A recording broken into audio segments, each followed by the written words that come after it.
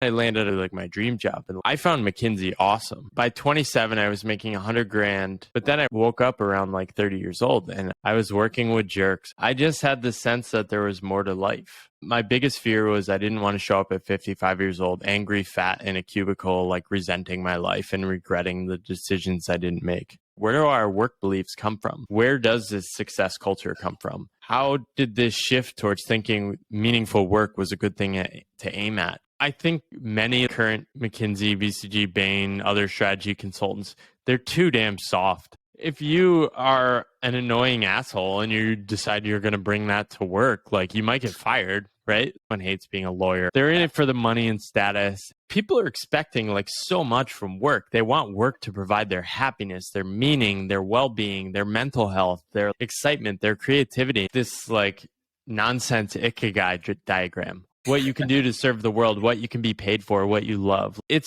just wishful thinking.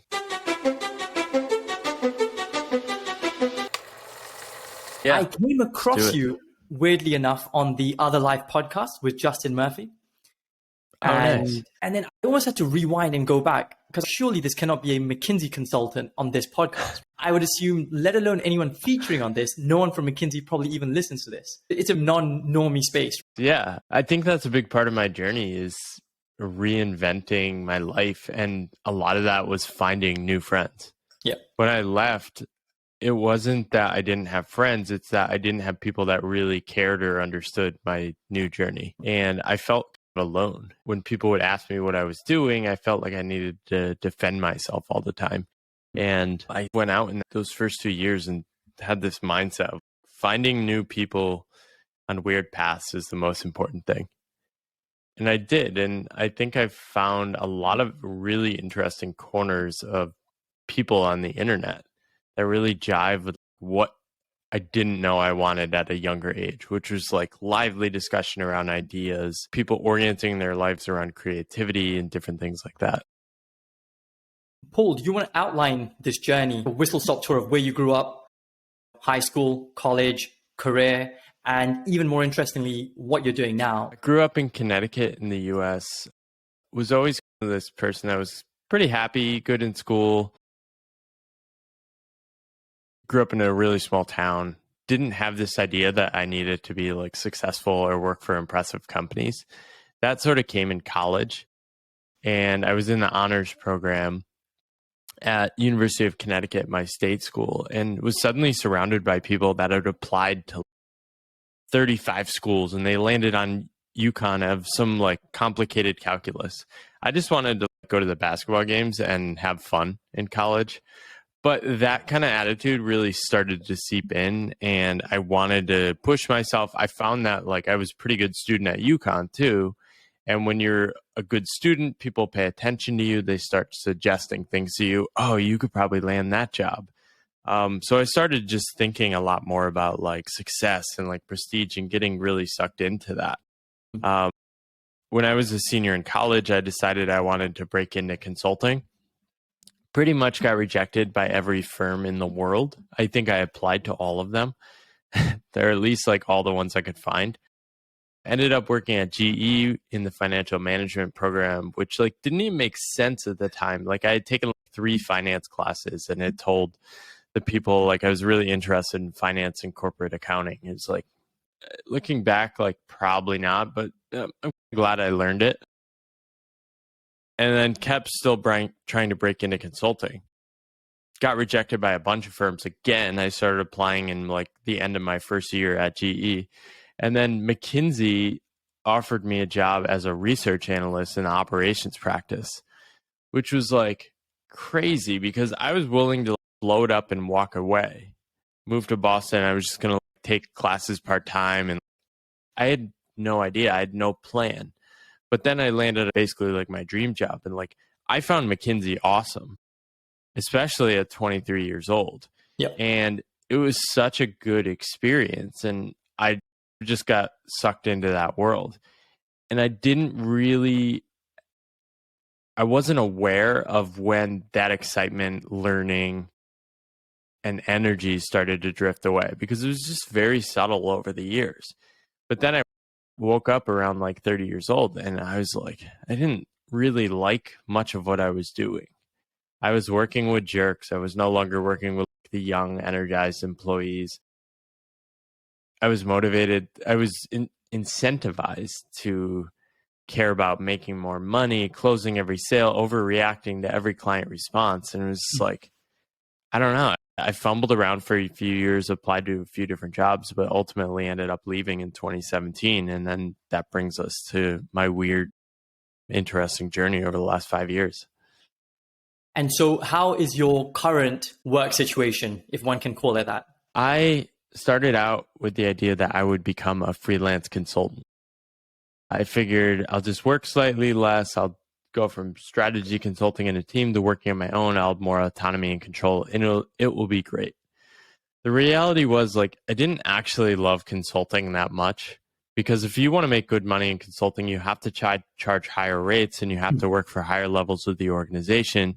And those people are just used to being like really controlling and high anxiety. And I don't know if I like this.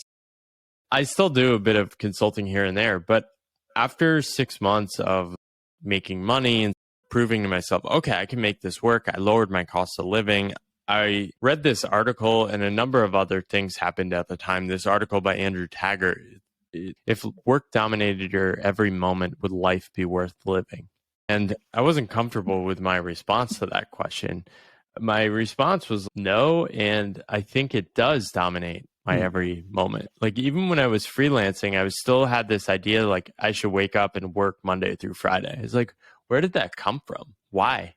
I don't have to. Nobody's overseeing me. I'm doing work on my own terms. Why am I going to a co-working office and paying $450 a month for that? So I shifted away from that. I ended the co-working, and I decided I would just take a couple months and do nothing and see what emerged. And the crazy thing is, what emerged then is what is happening now, 5 years later. It was my writing. It was the podcast. It was things that I just got a kick out of. And I found myself wanting to work on them despite any external incentives. So I started to experience, like, in my body, this feels different. I don't know what this is, but I kind of want to follow it. I didn't have a business plan. And it was like, this is stuff worth protecting, and I want to keep doing it. And then I reoriented my entire path all around that. And that became like my higher order principle, which was like, protect the space that lets you wander and think and let things emerge, and also protect the things I find. I want to dig into this a bit more, but I want to take a sort of a slightly different route by going through your book. How would you describe it? It's released to the world, and everyone maps different meanings to it. I think the number one response I've gotten from people is that it made them feel less crazy or less alone in the world on a weird path. It's named all these weird disconnects that nobody has the language or understanding for, or the words to describe, or the comfort of like actually talking about it. So the story is my personal story of shifting from succeeding in this success world. And by 27, I was making 100 grand, or by 30 years old, I was making like over 100 grand working for CEOs and board members in New York City. I had gone to a top graduate school, and on paper, I had everything I thought I wanted at 20. It's like Paul Graham says, it's like a magnet that like changes everything you think you even want. And I was sucked in by that, but I had it, and I couldn't care less. I just had the sense that there was more to life. And when you're on a path that makes sense, and like basically I solved my financial problems, all I had to do is like just keep showing up to work. Yep. Even for another 5 years, and I might be like quote unquote financially free. But I had the sense that like I might destroy myself.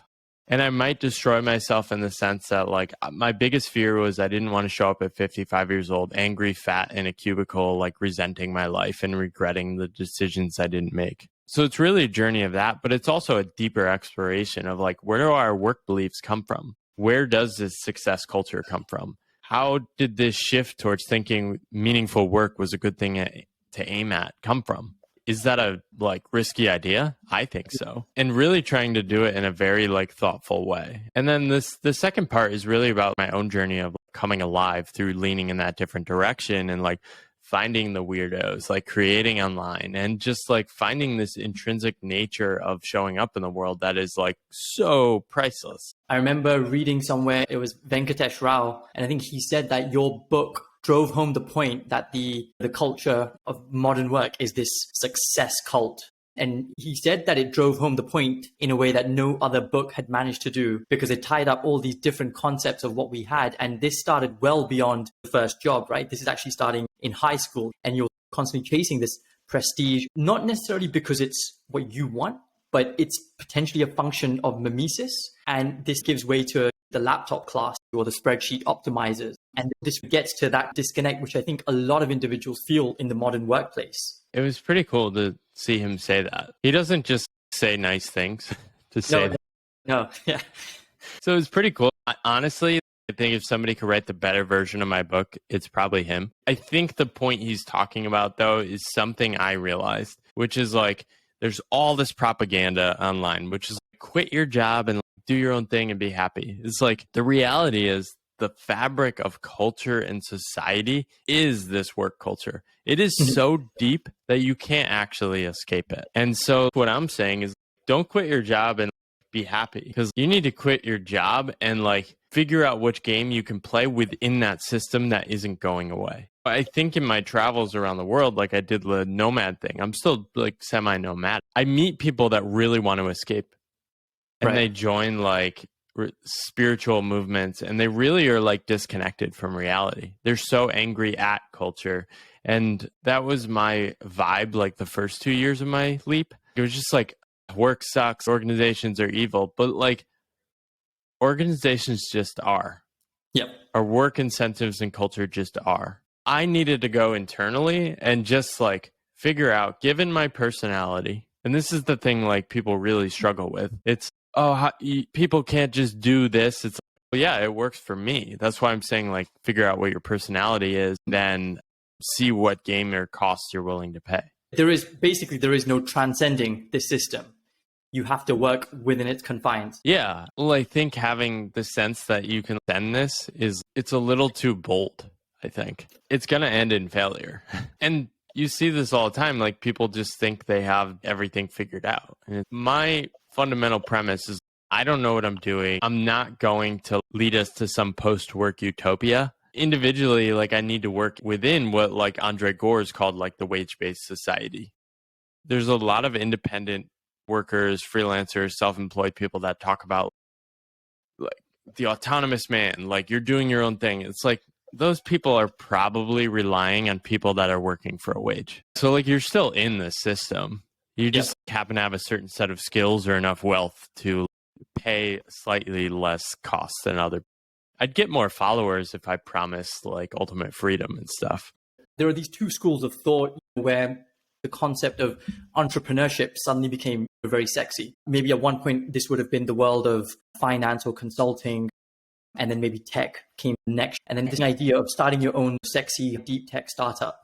But then you've got the other side of the coin where maybe there are individuals such as yourself trying to engineer your lifestyle in a way to fit what works for you. There is this divergence in this movement outside of the typical employment confines of such jobs. Is there any particular propaganda that you hear time and time again, which gets like thousands of likes and retweets that you think this is just bullshit? I think people are thinking from meme first, right? My issue with it is not like the advice or the do this and get X type of formula. It's like the meme of doing your own thing is a thing now. And it's in the heads of people, but people don't actually have a way of assessing what are the actual costs they'd have to pay to get that, right? Yep. They're getting it from someone that already figured out the costs of doing that. For me, the costs are like social. I've gotten less approval from like the communities I'm in. They're financial. I've estimated probably like negative over $1 million over the past 5 years. They're emotional. It was really hard, and I felt silly and stupid a lot of times along the way in the first couple of years. But for me, it's like totally worth it. But for other people, and I can't afford like a home right now. We're probably going to have kids soon. That is like too painful for some people. They really want to keep up with other people. So the do your own thing meme, like Sure, you should consider it. I love the expansion of opportunities. More people should want to seek to be entrepreneurs, but they also need to figure out what that means for their life. Yep. I call these things like a hustle trap. It's you're copy pasting like somebody else's story onto your own life without actually figuring out what you want to do first. Another meme is start a company. Also not for everyone. I think more people should consider just like freelancing for a year. Freelancing for most knowledge professionals is way easier and gives you the space to get used to the non-full-time fabric of reality, which is totally different and feels so weird. To play the devil's advocate slightly, I'm sure when you speak about your life and you speak about these experiences, there are probably many people, and I'm sure multiple people reach out to you every day probably with this similar theme. But they, as you've mentioned before, are tied up either in a mortgage or they've got family commitments. And the current job that they have, whilst it might be shitty, seems to pay the bill. And then there is that risk assessment that they're conducting in their head. Even if I freelance, am I going to be able to provide? What's the guarantee that the work that I get in the first year, I'll get in the second year? Or if I sustain even a bit of reputational damage, etc., where does that see me through? What would you tell those people? Stay in your job. Seriously, those are not the common people that reach out to me. The common people that reach out to me are like, all right, I know this current path can't work. I am definitely taking a leap. I'm planning for it in a year. I'm making sacrifices financially now. I'm going to build up a bunch of money. Help me think through like some tactics. Help me challenge my plan. Help me improve it. They're not playing what about. Like people need to reflect deeper because they have this deep yearning, which is leading them to reach out to me. They want to escape their current situation, but they're not reflective enough to realize that their problem isn't with me. The thing I've experienced so much over the past 5 years is people just walk up to me, and it took me a while to figure out what was happening. I thought they were like challenging me. Don't you worry about this? Don't you worry about this? What about this? They're just telling me their biggest fears. Somebody was like talking to me and they were like, you were probably making like $500,000 before you left. And I'm only making $250,000. And my biggest concern is I won't be able to find another job like making $250,000 again. I was not making that. And I have way less money than you. They sat there for a few minutes and were like flabbergasted. They couldn't process the information because I think what was happening is like they had this cognitive dissonance of this story of course he could do this because of X. And like I disintegrated that story. And then they have to face their own fears. And the whole underlying theme of my book is it might suck, but it might also be worth it. This happy-go-lucky story, like we've had, especially if you're like educated and knowledge worker and have access to prestigious institutions, our lives are way too damn easy. Part of what makes my current path rewarding is it's pretty damn hard. It requires a lot of like mental stamina and focus and like dealing with a lot of emotional uncertainty and like figuring things out and learning new skills and trying to make money in ways I don't really know how to make money. It's great because it's hard. You mentioned the social cost. Do your colleagues from McKinsey, of the ones that you're in touch with, or even your friends from your social circle, do you think they're able to see and understand what you're doing? Or is it still very much an alien concept to them? It's funny. I think a lot of my close friends are excited about what I'm doing because they just knew me. And like to them, it was like very obvious I'd take a weird path. I think I elicit a lot of weird emotions in people. I think some people would be happier on my path, but have built a life around a very high cost of living experience. And so those people might like drift away. I can't keep up with certain people. So I can't really be friends with people who live very high cost lives. So if you're not willing to go to an average restaurant with me or do average people things, like it's just going to be hard for me to hang out with you. I can't afford your life unless you're willing to bankroll me. A Rorschach test for your social circle in a way.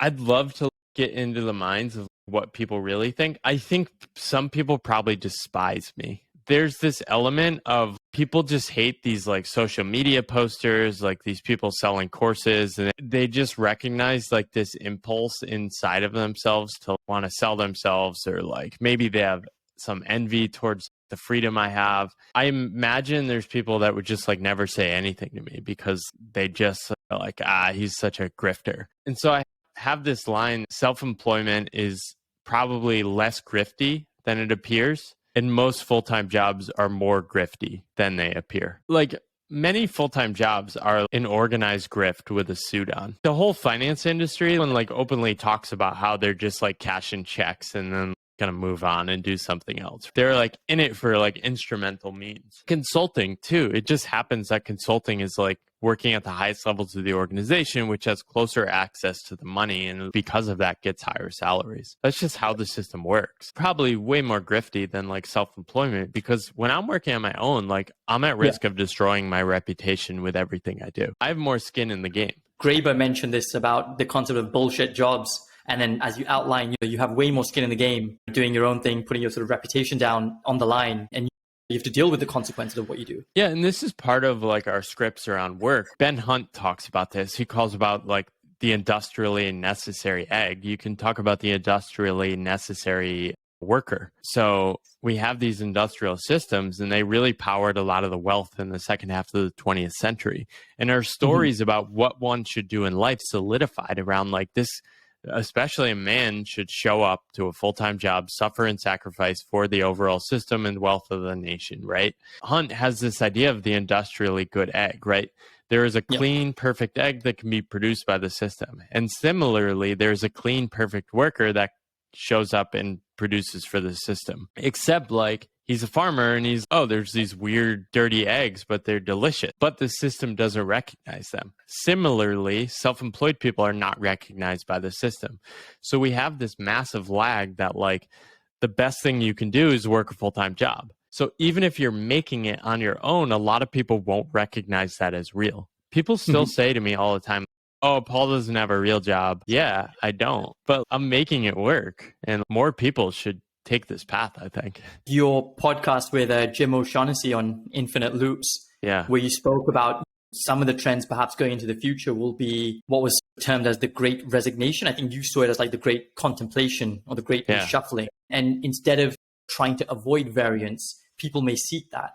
And rather than having one full-time job, maybe there's 2 or 3 part-time jobs in what comes up. And that's the weird thing. I am paying some costs on my current path, but I'm also like, I have equity in an interesting future, right? So the payoffs could be profound for my current path. I'm betting that the returns to like creativity, knowledge of figuring out how to communicate virtually are going to increase, and they might increase exponentially. So I share my income stuff in my newsletter, but like my incomes over the last 5 years have been like 30 grand, 40 grand, 35, or maybe like 25 grand that third year. Then it was like 50 grand. Then it was like 72 grand. And this year it might like more than double or triple that. And it's unexpected, but it makes sense because you build these compounding returns of betting on a system that's growing, and there's more nodes that are coming online too, right? So like I'm getting some of the externality benefits of that system. Chris Abdomessa, one of my favorite people, who's like a former trader, he writes about these things. Like his argument to me was like, all right, you're like Walgreens, you're a pharmacy, you're a pharmacy, you're a pharmacy. And then all of a sudden the options around you, the wealth of the city expands, and like all of a sudden you're a real estate company. So I think the similar thing is happening in the creator economy. Like I'm a tweet poster, I'm a writer, I'm writing random newsletter, and then all of a sudden like somebody is like, oh, we need to hire Paul as like our head strategist for like meme communication. Peter Thiel said when he worked in the law firm that it was everyone who was on the outside wanted to be on the inside, and everyone who's on the inside wanted to be on the outside. And maybe this is reminiscent of like consulting and finance, and it shows again that mimetic nature that individuals have for wanting to chase these kind of jobs. Do you think that at some point in the future, there is a risk or a danger of the same thing happening in the creator economy, where you will have individuals who model themselves after other creators because whatever they're doing is successful or resonates, and chasing followers or clout for that matter? Maybe. It's easier to get fired when you're self-employed though, because you just stop making money. You can coast and hang out and do mediocre work for a long time. I'm sure you saw this. And part of that mediocrity is what drives people out. There's so many people in these like firms that people would die to work for. They're like, what are you supposed to do? You got to work. It's come on, dude. You don't need to be this way. You encounter less of those at like places like McKinsey and BCG, but like other firms, people would just figured out like they're in roles in the middle of the organization where they figured out how to do certain things a certain way over and over again. And they're just accepted their fate. At like 30 years old, are you kidding me? There's so much more life to live. The narrative that you mentioned about work, where perhaps this is more of an old school vision, work is something which provides meaning to an individual's life. And it may not necessarily be the type of work that they're doing. It could be a blue collar job that isn't perceived to be glamorous, but it's the act of providing for your family, being functional to society, and making that living or earning in and of itself gives a dignity to oneself. Yeah. But you're not necessarily taking the counterpoint to that. No, I'm not an anti-work person. I think work provides a lot of meaning and dignity for a lot of people. And it's probably like work is probably better than it has ever been. It's just that our expectations within the careerist world have accelerated faster than like how work has actually improved. People are expecting like so much from work. They want work to provide their happiness, their meaning, their well-being, their mental health, their excitement, their creativity. It's like, these are just jobs, people. They're not going to solve all your human needs. They were never intended to. This is just like wealth redistribution. This is a way to share the wealth. And it just happens that like a lot of the democracies have expanded this like mass middle class where like you can casually show up to a company and become pretty well off. What I'm arguing is that because this is so ingrained and because it's 3 or 4 or 5 generations down with this way of working, like full-time jobs throughout your life, put your head down and trust the system, is like there are a lot of hidden costs that people don't realize they're paying. And a funny thing that happens, I talk to a lot of people that take sabbaticals for 3 months and then go back to their jobs. And suddenly they're like, okay, I understand the costs I'm paying, but it's also worth it. Like we all want to feel useful, and jobs are the easiest way to feel useful. This trend where individuals want to find these altruistic careers. I use this word maybe with a bit of irony, and it's impact. Yeah, you knew already. And this seems to have caught on over maybe the last 10, 15 years or so, at least just from my observation. Yeah, when I graduated, this word wasn't in the culture. I graduated in 2007, and it could have just been I didn't go to an elite college. So it was probably in the waters there already. The problem with impact is we can step back this like nonsense ikigai diagram, what you can do to serve the world, what you can be paid for, what you love. It's just wishful thinking. It's people yearning for this deeper connection through these full-time jobs, through all these things, and it just muddies the water further. The problem with impact is that what most people are talking about with that is impact on a spreadsheet or a PowerPoint. It's like impact at scale. They want to have this massive impact on the world. So on a spreadsheet, they can say we impacted 5 million people. And you see this at places like McKinsey. They want to join like the social impact practice and work for like Bill and Melinda Gates. And like they do this strategy project. And then on the thing, they can say, because of this cost increase, we benefited 2.5 million people. What I've found is like the people that chase impact often burn out way faster than other people because they get to the source of things and they realize this is all nonsense. I think what's missing is people don't start with like themselves. It's like you need to put on your oxygen mask before you help other people. You need to find a way to connect with yourself before you can connect with the world. But I think through connecting with yourself, you actually can connect with the world. And a lot of my book is about that shift. The first 10 years of my career, I never received like much of a thank you from anyone. But when I started writing online, people would reach out to me and be like, oh my God, this is so helpful. This really helped me. And is that impact? I don't know. But like, I think I found a state of being I can show up in the world in which I do feel connected to myself. I do have a deeper sense of what's bullshit and what's not. Joseph Campbell, like one of the deepest thinkers in history about the stories we need to live our lives. Like he said, save yourself so you can save the world. And I really do think there's wisdom in that, but it's really hard to get there by aiming at like a social sustainability job at a big company. Christine Bader, who I interviewed in my podcast, talked about this. She was head of sustainability for Amazon. She had this existential crisis of, what am I doing? Like, they're putting more junk into the world every year, and like, I'm claiming to care about all these things, and I'm calculating stuff in a spreadsheet to make us look good, but it's like probably not the right aim. I read that burnout is more of a symptom of not necessarily working too hard or being stressed from work, but from doing or engaging in work that you just don't like. And it's your soul, for lack of a better word, rebelling against you from engaging in this sort of game. I think that's right. I think that is the hidden burnout that sneaks up on you. It is a disconnectedness from what really matters to you.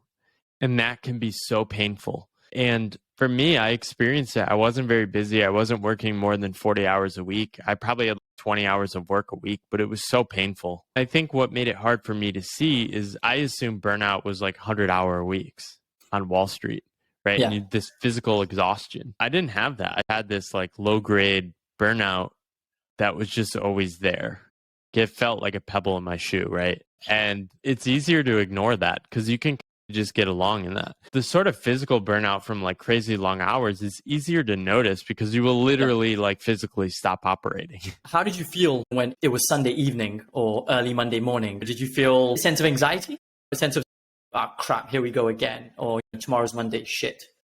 And how do these Sunday evenings and Monday mornings compare now? Yeah, now I feel a certain lightness. I don't really ever dread the next day. A lot of my work I'm excited about and like looking forward to, especially like my writing. If I go like more than a week without writing, something feels off. Like I need to write again. The weight of like always knowing I had to show up for other people and obligations and commitments to other people felt like a heavy weight on me.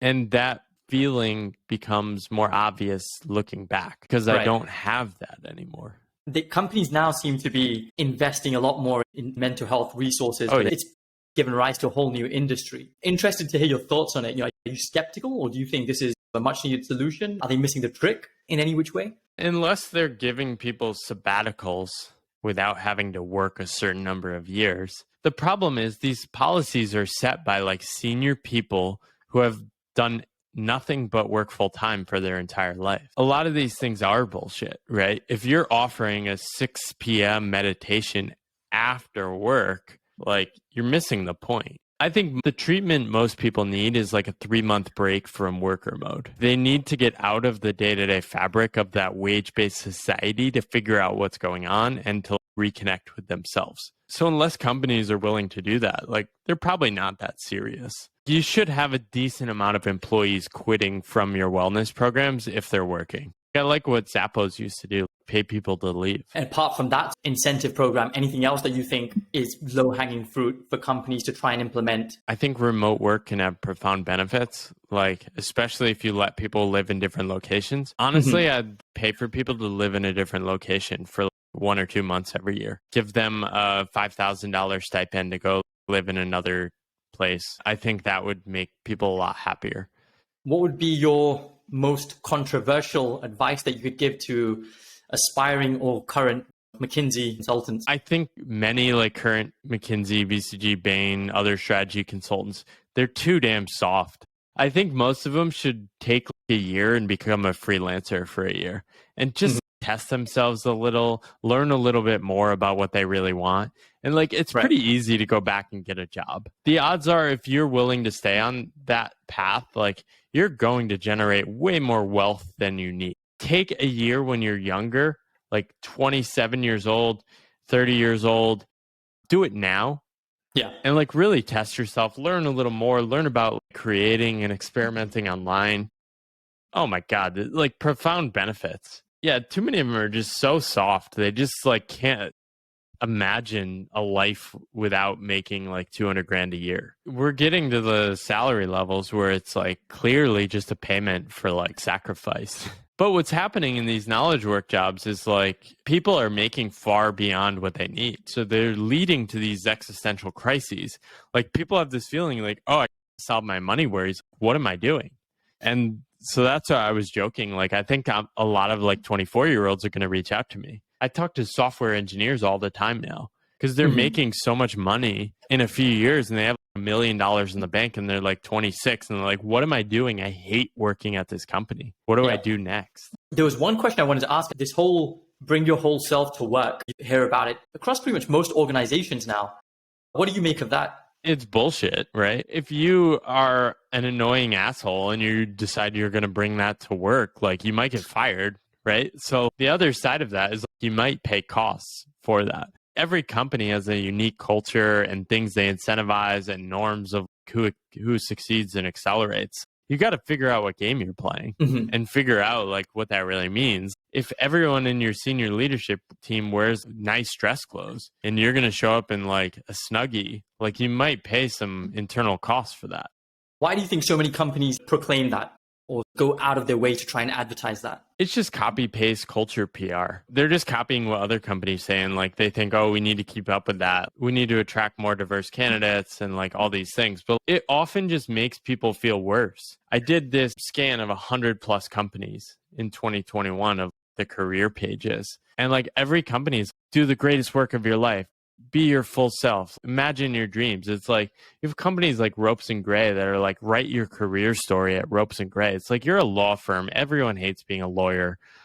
They're in it for the money and status, and like some people like it. But let's be honest. Come on. Facebook's career pages do the most meaningful work of your life. Maybe some people find that for a few years, but a lot of the Facebook employees I talk to are like, I made a lot of money. Help me escape this joint. It's been an absolute pleasure chatting to you. And I'm hoping we get a chance to do this again.